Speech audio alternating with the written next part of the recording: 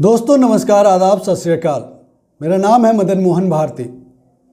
यूं तो दोस्तों हम सभी जानते हैं कि भारत में भी लोकतंत्र का जड़ काफ़ी पुराना है, लेकिन नए ज़माने में अमेरिका को जहां सबसे पुराना लोकतंत्र वाला देश कहा जाता है, वहीं भारत को दुनिया का सबसे विशालतम लोकतांत्रिक देश कहा जाता है।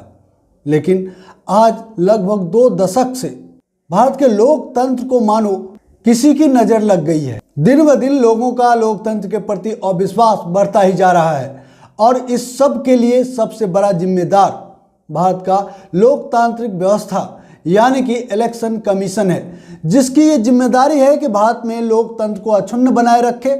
क्रियान्वयन के लिए तमाम कोशिशें की जाए ताकि किसी भी तरीके से लोकतंत्र कमजोर होने ना पाए। लेकिन आज मैं पूरी जिम्मेदारी के साथ यह आरोप लोकतंत्र के सबसे बड़ी व्यवस्था इलेक्शन कमीशन पर यह आरोप लगाता हूं कि इलेक्शन कमीशन इस देश के लोकतांत्रिक व्यवस्था को कमजोर करने के लिए पुरजोर मेहनत कर रही है। क्योंकि दोस्तों जिस तरह की तमाम हथकंडे अपनाए जा रहे हैं, हरकतें की जा रही है, साजिशें की जा रही है, वह बिना इलेक्शन कमीशन के सहारे के संभव ही नहीं है। और दोस्तों यह सिलसिला तब और बढ़ गया जब से ईवीएम आया। सबसे पहले तो मैं बता दूं कि जो लोग मेरी इस बात पर गलत बातें, गलत टिप्पणी करेंगे, उनके मुंह पर एक टेप चिपका दूं कि जिस तरीके से आज वर्तमान की विपक्षी पार्टियों के बारे में कहते हो ना कि ईवीएम का रंडी रोना, तो दोस्त जिन्हें तुम अपना माए बाप कह रहे हो, उन्हीं लोगों ने सबसे पहले यह रोना शुरू किया था।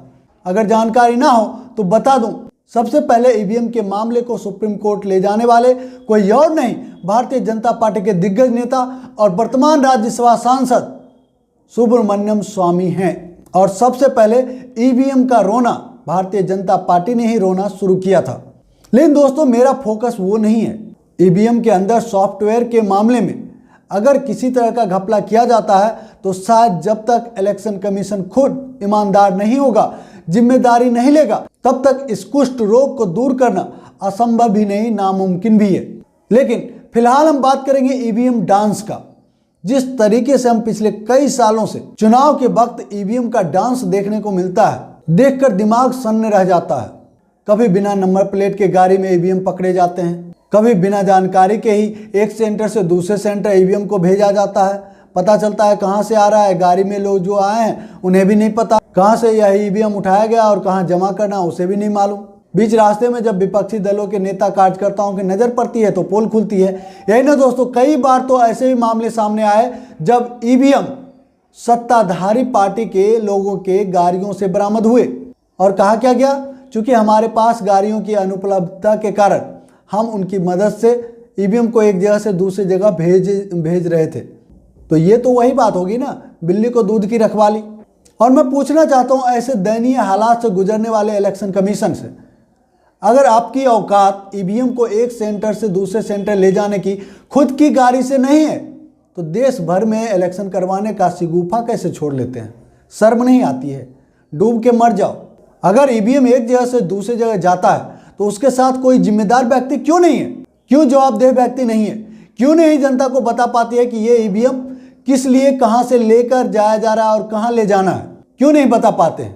दोस्तों अभी का ही देख लीजिए, 5 राज्यों में चुनाव खत्म हुई है, उसके बाद से ईवीएम जिस तरीके से इधर उधर पकड़े जा रहे हैं, कहीं कार्यकर्ताओं ने हंगामा कर दिया तो कहीं इलेक्शन कमीशन और जनता के बीच में भारी तनाव है। इस तरह का माहौल क्यों बन जाता है? उत्तर प्रदेश में ही देख लीजिए। दोस्तों मैं आपको बताऊं कि यह जो कुछ भी उत्तर प्रदेश में हो रहा है या बाकी के राज्यों में हो रहा है, यह सब सत्ताधारी पार्टी और इलेक्शन कमीशन का मिली भगत है। मैंने कल के ही वीडियो में कहा था कि बीजेपी उत्तर प्रदेश पाने के लिए किसी भी हद तक गुजर सकती है। अगर कोई साथी मेरे उस वीडियो को नहीं देखें तो एक बार देख लीजिएगा, क्योंकि जिस तरीके से जन सैलाब उमड़ा, ऐसा लग रहा था मानो कि राजनीतिक पार्टी चुनाव नहीं लड़ रही है, जनता चुनाव लड़ रही है। और ऐसे वक्त में उस माहौल का धत्ता बताते हुए तमाम एग्जिट पोलों के द्वारा बीजेपी को बहुमत देना, आपको नहीं लगता है कि ऐसा इसलिए दिखाया गया ताकि बीजेपी अगर घोटाला करके भी चुनाव में जीत हासिल करती है तो उस पर कोई सवाल ना उठाए? क्योंकि पहले ही एग्जिट पोल्स में इस तरह के आंकड़े आ चुके थे। दोस्तों मैं आपको बताऊं कि पिछले कई सालों से सबसे पहले तो मोदी का लहर दिखाया जाता था लेकिन जैसे जैसे विपक्षी पार्टी और उसके मुद्दे मजबूत होते गए, वैसे वैसे अंडर करंट नाम का एक शब्द जोड़ा गया। अब कहा जाता है कि नहीं नहीं नहीं, लहर तो थी लेकिन अंडर करंट थी, दिखाई नहीं दी, लेकिन वोट देने के लिए लोग निकले। चित भी मेरा पट भी मेरा।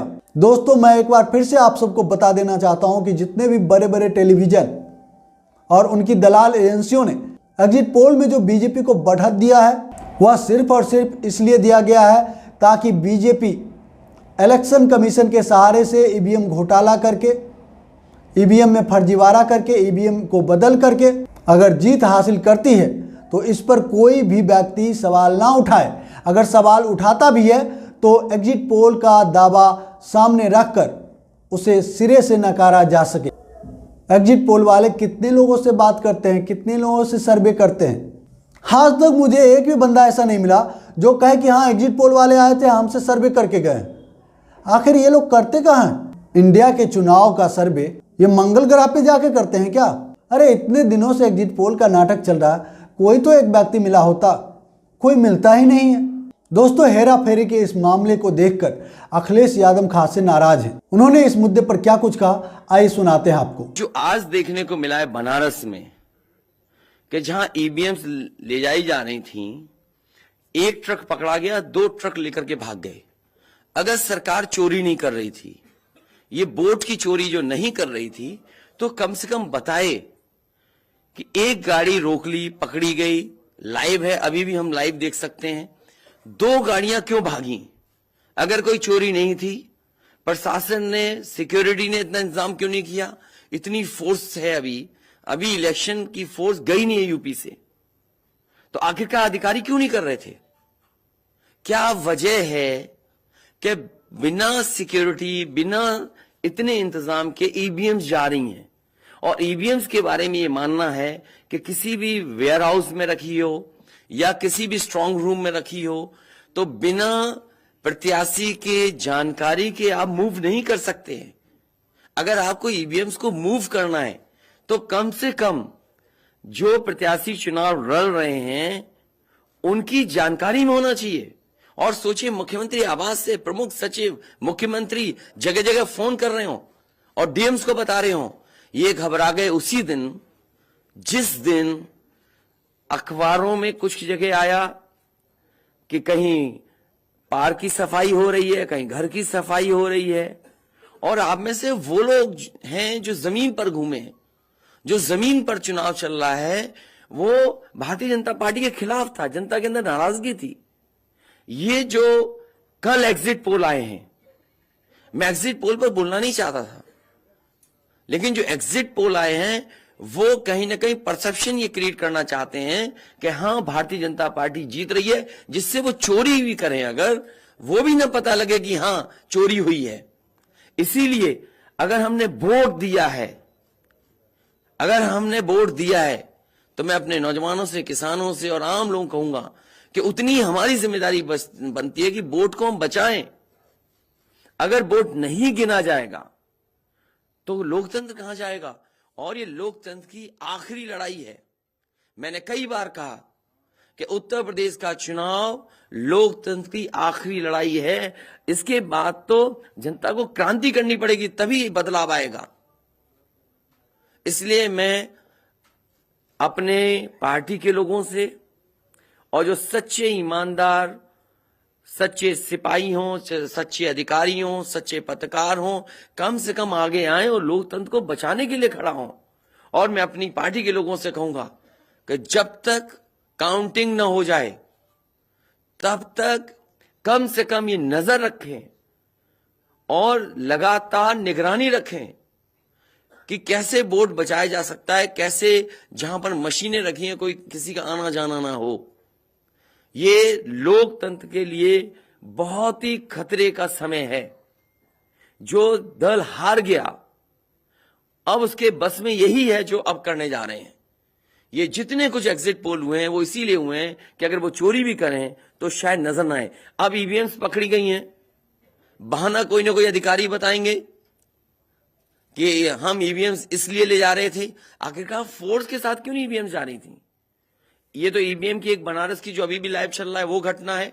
बरेली में एक स्ट्रांग रूम से बाहर नगर पालिका की कचड़े की गाड़ी में, जिसका नंबर UP25 DT9166 में 3 बक्से सील पकड़े गए।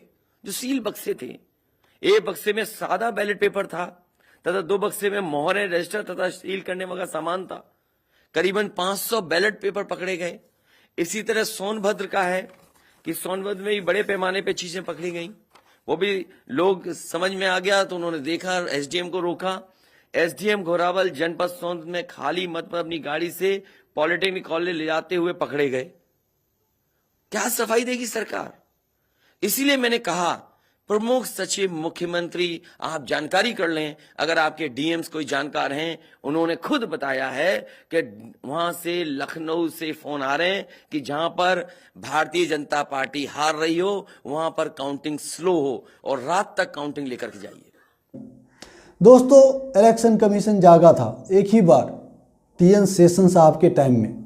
आपको याद होगा लालू प्रसाद के बिहार में जिसमें राज चलते थे, उसमें कैसे उन्होंने अपनी हनक से इलेक्शन कमीशन का एक रुतबा पाया था। लगता था कि नहीं, लोकतंत्र का ये भी स्तंभ जिंदा है, लेकिन आज तो ये गुलाम हो गया, सरकार की पिठलग्गू हो गई है।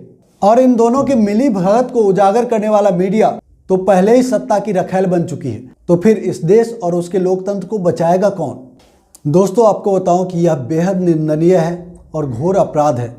जिस तरीके से आज भारतीय लोकतंत्र को कमजोर करने की साजिश राज्य और देश की सत्ताधारी पार्टी इलेक्शन कमीशन के साथ मिलकर कर रही है, यह बेहद खतरनाक है। इसके लिए देश की जनता को, तमाम विपक्षी राजनीतिक पार्टियों को पूरे तन मन से सड़क से संसद तक की लड़ाई करनी होगी। इसके बाद ही इस देश को इस बीमारी से निजात मिल पाएगी। मैं एक बार फिर से दोहराना चाहता हूं कि भारत का लोकतंत्र दिन ब दिन कमजोर हो रहा है और इसके लिए सबसे बड़ा जिम्मेदार इलेक्शन कमीशन ऑफ इंडिया है। इस टॉपिक पर इतना ही। अगर हमारी ये प्रस्तुति आपको अच्छी लगी, सच्ची लगी, तो हमारे वीडियो को लाइक कीजिए, शेयर जरूर कीजिए। और जो दोस्त पहली बार हमारे चैनल पर आए, आपसे निवेदन है कि हमारे चैनल को सब्सक्राइब कर लें और घंटी के बटन को जोर दबा दें ताकि हमारा हर एक वीडियो सबसे पहले आपको मिले। जय हिंद, जय भारत, जय संविधान।